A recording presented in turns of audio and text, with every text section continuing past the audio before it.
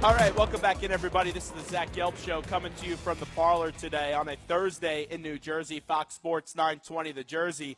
My man Paul Felder is going to open up a can of whip ass in Brazil this weekend on Saturday as he's fighting on the main card for UFC Fight Night 95. And Paul joins us right now from Brazil. Irish Dragon, what's happening, my man? How are you? I'm good, man. I'm just, sitting here in a hotel in Brasilia, Brazil, waiting to make weight tomorrow and stuff my face, to be honest with you. Well, you would like this place that I'm at right now. I'm at a Irish restaurant called The Parlor, and you're nicknamed the Irish Dragon. So just tell me a little bit about your Irish heritage and why it's so important to you.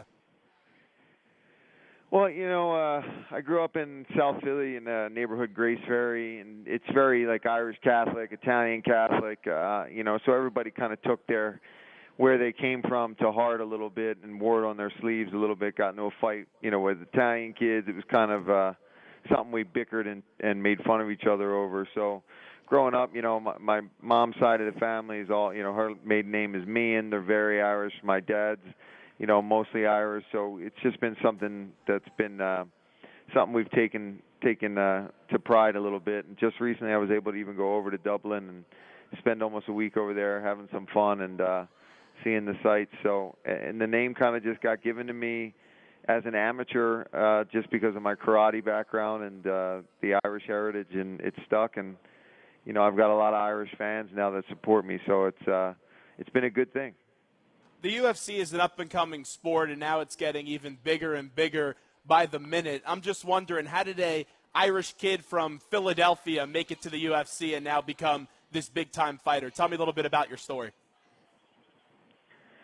Yeah, man. I started training when I was 12 years old, did traditional martial arts all my whole life. And then I would say in my early 20s, I really got into Muay Thai kickboxing and wanted to get more competitive. And that was right around when the UFC and MMA was really picking up some steam. The Ultimate Fighter was on Spike TV at the time, and people were really interested in getting into that sport. And I just started taking amateur fights and never planned on making a career of it whatsoever, but when you start winning fights and you get that adrenaline, there's no turning back, and it's exactly what happened to me. And just one fight at a time, and before I knew it, I was 8 or 9-0, and I got the call to the UFC. It was mind blowing.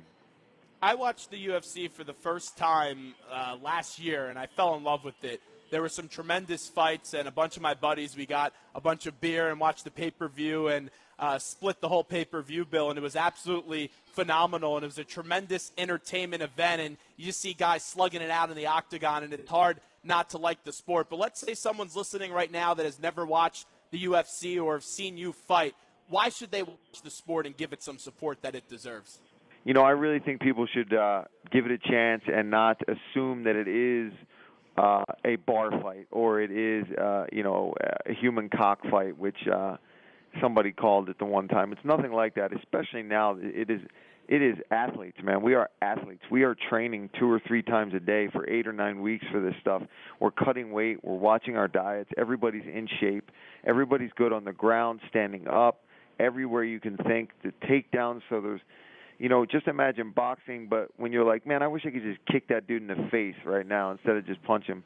Well, you can in the UFC. So you're seeing knockouts from every which angle, on the ground, standing up, spinning techniques. It's insane, man. You never, ever know what's going to happen.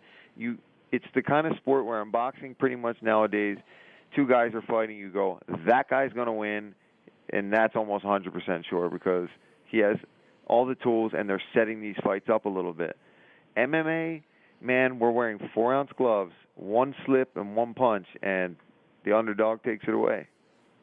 Now, you work your ass off like you were just explaining to us. Can you just describe the emotions that you'll probably be feeling on Saturday night as you get ready to walk into the building? And you know how much all the work that you put in, and now you're going to wait and see if it pays off on Saturday.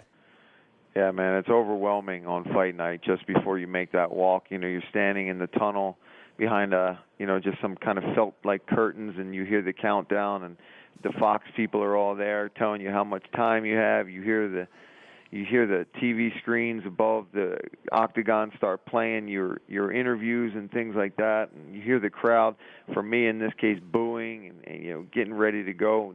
You just feel the animosity or the pressure in the room, and you know, like you said, it all comes down to this one moment. You have 15 minutes. You've trained for 8 weeks, 2 months for this, and sometimes more than that. You know, we're always training, so it's just about taking it all in and trying to enjoy it, because there's nothing else you can do. You can go out there with all that pressure, you're going to win or you're going to lose. So you got to let it go and have fun. At the end of the day, you know, we're living our dream and we want to be there. You know, I asked to be here, so you got to try to make the best of it and let it ride. We're talking to the Irish Dragon. He's in Brazil right now, getting ready for the big fight on Saturday night. Your record's very impressive, 12-2. And when you have all that success at your young age, how do you not let yourself get complacent? How do you not let yourself get satisfied and continue to keep on training at a elite level and continue to knocking people out left and right?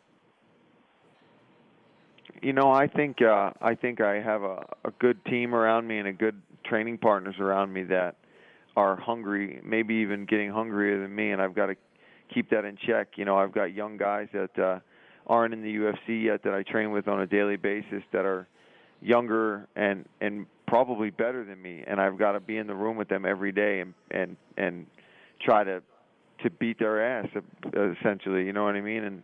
And that's what keeps me going, is the younger guys that are my motivation on my team, that I see that they want what I want so bad, and I have it, and I've got to keep it, and I've got to keep it from not only that, but you know, to provide for my family as well. So that's what keeps me going harder and harder, and I feel like every training camp I push myself just a little bit more and a little bit more. And this one, man, I'm still doing, you know, 4 or 5 minute rounds on the pads and grappling here in Brazil with weight cut and everything. So things are going very smooth, and I will be ready to rock on Saturday night. The biggest adrenaline rush in your sport is when you see a knockout. I saw a knockout with a bunch of my friends, and I were telling you that we were watching in an apartment, and everyone was just losing their mind. Oh, that just happened. It's unbelievable. I looked at your resume. You've knocked someone out 7 times in your career so far. Just describe that adrenaline rush after all the hard work that you put in when you knock out your opponent and just say, hey, I'm the superior dog than you that day. Oh, man, it's the only way to do it if you can, man. You know, we work so hard, and when you go to decisions in this sport, there's so many variables. There's so many ways that the judges could have seen it for your opponent or for yourself. It's so nerve-wracking to sit there and waiting for the ref to raise whoever's hand. So when you just KO somebody, you see that guy go down, and that ref literally rips you off of him, you know that is it. It is time to get out of that cage and enjoy that win. Go get a beer and enjoy the night. There's no stress. There's no, do I get my other paycheck? Do I get my money? It's boom, that's it. That's what's always amazing to me, that you guys go out and celebrate after these matches, because either if you win or lose, you're still getting all these punches and all these difficult moves on you. And you know the risks that come with this sport and the health problems with concussions and all of that is made a big issue in the UFC and then also the NFL. How do you keep your body healthy and make sure that you get that proper rest, though? Well, you got to be smart, man. You know, I have over the years I've learned when to spar, who to spar with, how to spar. That's crucial. You know, my headgear's on me all the time nowadays for cuts and things like that. And also, after fights, you got to try to take some time off. And I've made that mistake in the past. I've rushed into fights, and you know, my body hadn't healed up, and I didn't give my best performance for one of my losses. And yeah, it's tough, man. And you know, I know we're talking about celebrating. When I say I'm drinking a beer, trust me, most of the time after my fights, I'm laid up in the hotel room, stuffing my face with like a cheeseburger, and I get my coaches or something to bring me a 6-pack of beer, and we hang out.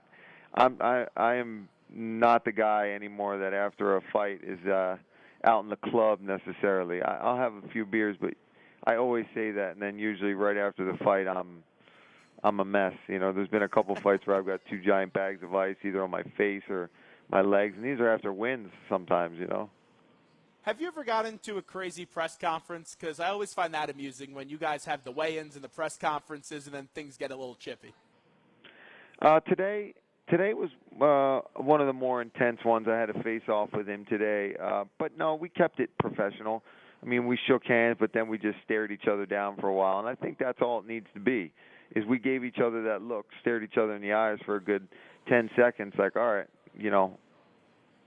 I'm ready for you, and he did the same thing. But when guys start pushing and shoving, it's like, look, you're getting paid to fight that dude Saturday night. You're getting paid to fight him. What the hell are you doing trying to fight him at the press conference? It's a good point. So break down your opponent for me. Give me some of the advantages you think you have over him, and then some things you need to watch out for that he's going to try to do to you come Saturday.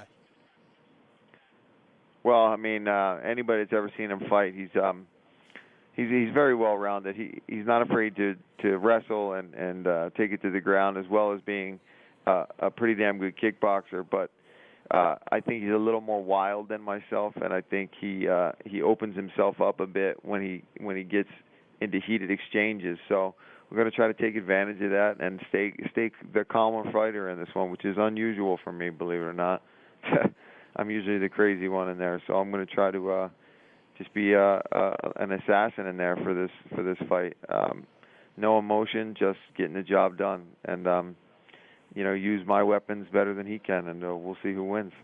On the way out with Paul Felder, who joins us right now. So you grew up in Philadelphia. You're from here. Are you a big Eagles fan? Yeah, I mean, I am. I always try to watch the game and follow them.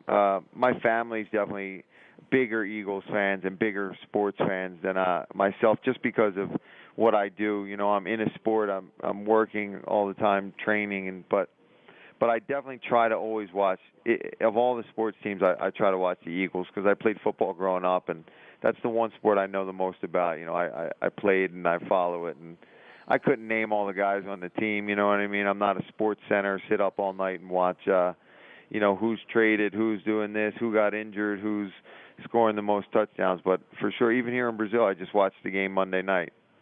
So that was pretty cool that they played it on ESPN here in Brazil. How about that? The big story has been Carson Wentz and the job that he's been doing with the Philadelphia Eagles. So I know you said after the fight you like to have a nice burger and a beer. Philadelphia, it's synonymous with two things. That's the Eagles and then also cheesesteaks. So where's your favorite cheesesteak in Philadelphia?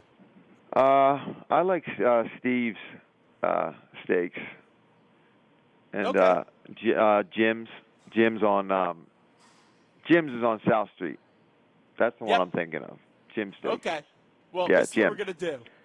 Steve's is what? Princess Steaks? Where is that? In the Northeast? It's in Center City. So this is what we're going to do. Next time when you're in Philadelphia, when you come back home, I like Steve's. It's okay.